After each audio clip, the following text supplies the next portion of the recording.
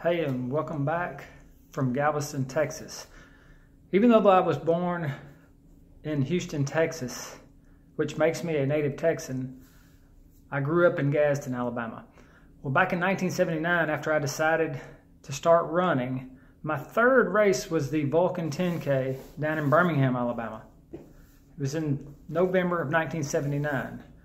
The Vulcan 10K was the South's premier race. If you noticed, every race I've run up to this point had been a 10K. There were no 5Ks around in the late 70s. Everything was 10K or further.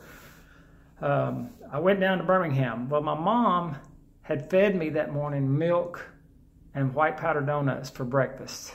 So what do you think happened when I got to the finish line of my first Vulcan 10K down in Birmingham?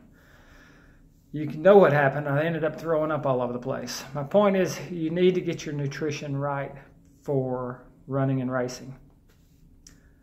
Find out what works for you. If you're running a 5K or 10K, chances are you really don't need to eat anything. But if you're going to run longer events like the marathon or whatever, you have to get the nutrition right.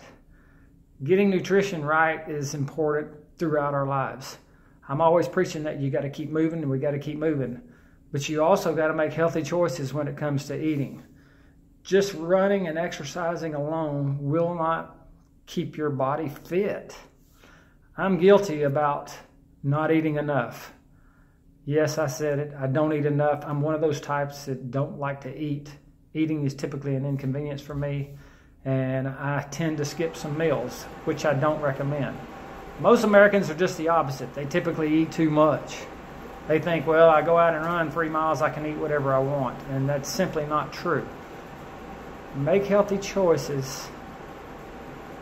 Eat what's available, but make healthy choices. I'm not saying you need to be a vegetarian. I don't care what you eat. Just try to make healthy choices. It's pretty simple. You can know what the difference between a salad and a cheeseburger is.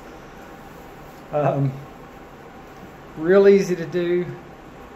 Make good choices, get your nutrition right for running and racing, and it'll help us live a happy life and keep on moving. I'll see you next week.